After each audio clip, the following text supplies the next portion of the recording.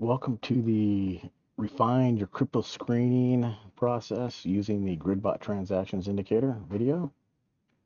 Here, we're going to use the GridBot transactions indicator to further um, prune down our list of possible matches. One of the first things you want to do is make sure you're on the 30-minute time frame and choose your from date and time. I'm going to go 1 week out. During this process, what you're doing is you're just comparing between the pairs, transactions, number of transactions for this step. When you go 2 weeks out, a month out, you can certainly do that. But for right now, I want to see what's actually current, what pairs actually have the most transactions, recent transactions. The farther back you go, yeah, that's great for you want to see the overall picture of a crypto pair. However, it doesn't tell you when that crypto pair had the greatest amount of transactions. So you might have something if you're looking at 90 days, has a lot of transactions, but you don't, maybe 90% of those transactions were in the first month, and it's just been kind of slow moving ever since. So keep that in mind for this demo here. I kind of want to see what's hot in the past week. So I went out 1 week, 30-minute time frame. And right now we got using the trading view crypto screeners that we set up in the previous video. We got 31 matches. And basically what you want to do, let's turn this, let's enable that. You want to go down each one of these one by one manually. And you kind of want to see what they're doing. Now I can tell you just from doing this that you anything over an average of 10 transactions a day is a good start. However, I want to look at the very best, or the ones that are moving the most. So like you can see here, this is number of transactions 369 with a safe range of 80. Grid step 2.5. Well, that's another thing I want to bring up is this grid step percentage. 2.5 is a good number. You usually can't go wrong with 2.5. I've tried grid bots using 2%, 3%, 4%, 5%. And at the end of the day, they're all pretty similar. So 2.5 is a good number. The safe range, this is telling you, so we went back a week. This thing has moved 80%. So this thing is yeah, good. Yeah, this thing moved quite fast. So you keep an eye on that, because if you're setting up your grid bot, a grid range, using a grid range of say 40%, well, there's going to be a period where your bot probably wasn't doing anything. And if you didn't have your whole 80% covered, you wouldn't have hit all 369 transactions. So keep that in mind. As far as the transactions go, this is the buys and sells. And usually, from what I've seen, it's about 50-50, give or take 5%. So keep that in mind when you're looking at the transactions. About half of those are your sells. You know, that's where actually selling and making a profit. But of course, you can't sell something if you don't buy anything, so you want both. But we just want to look at the transaction activity, how well these pairs are would perform as in a grid bot. So when first going through this, since we're comparing, there's really no magical number like what you want to look at. I'd say right now, just from doing this a while, that 369 is a pretty high number. So maybe when you first go through these 31, your initial list, maybe pick a number.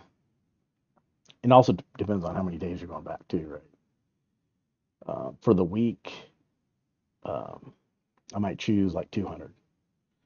So using 200 as our threshold, what I'm going to do is go through each one of these and flag it with a green flag for anything that's over 200. And also keep in mind too that I just have one exchange here. You can definitely select multiples at the same time because there's going to be some pairs that are on one exchange and that are not on another and vice versa. But for the demo, I'm just going to keep it on BitGet. And what we'll do is we'll just go through these. Ooh, that's a biggie there. And I'm going to flag anything over 200.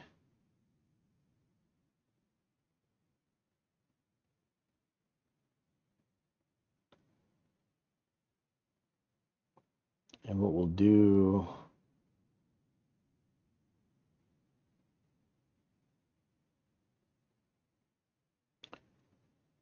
and maybe I'll do just by looking at this. Maybe I'll change it to 150, but let's see what we got going on here.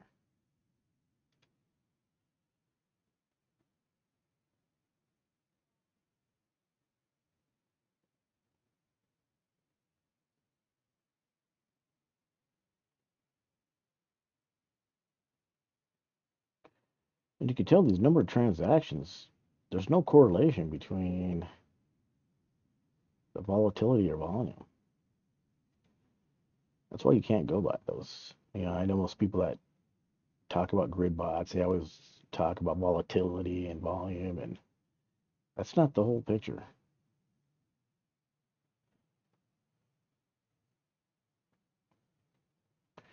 If that was the case, Bitcoin would be the best choice for a grid bot. It's actually one of the worst. You're just looking at number of transactions and profit. Of course, there's a risk reward aspect of it that you need to take into account. The Bitcoin is definitely, BTC is definitely going to be lower risk. So you can pretty much set it and forget it. These lower market cap, smaller ones, micro caps, small caps. Might have to keep an eye on them. Not enough data on that one to return anything.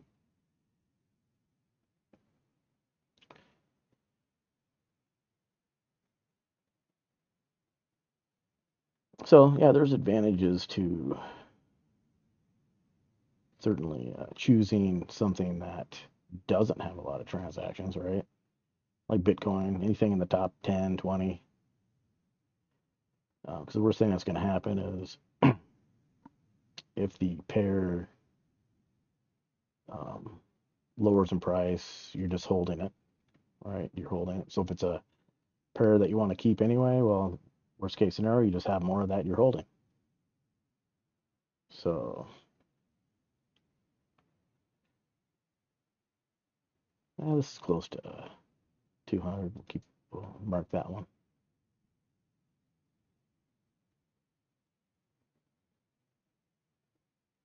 So that's another strategy too. Is if you really like a project,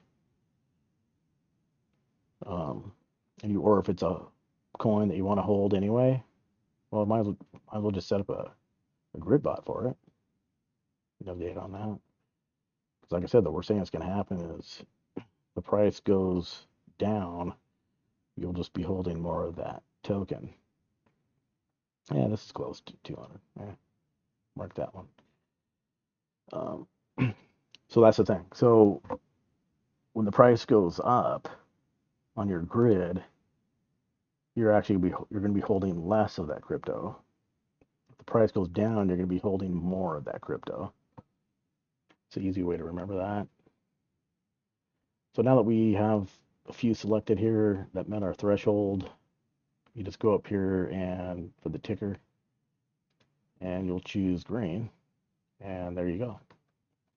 So now we got 7 out of the 31,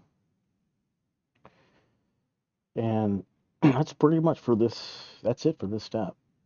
Now what you could do, if you have more, if you want to prune this down even more, 7 is very manageable, so not a big deal. But if you have 60, 70, 80, I've done this in the past where 50, you can definitely prune it a little bit more. You say, well, you know what? Maybe I'll go 250. Then you'll just go down here and anything that doesn't match your 250, unflag it and prune this down a little bit more. But that pretty much concludes this step here. Next thing you want to do is talk about in the next video for in the refining step is we're going to use the GridBot screener. We're going to plug these in the GridBot screener, and I'll show you what all the different metrics look like, the indicators, what they mean, what to watch out for, that sort of thing. Then also you want to do some research, right? Which will be that'll be in the investigative step. But so the next video we'll go over plugging these in using the GridBot screener. All right, thanks.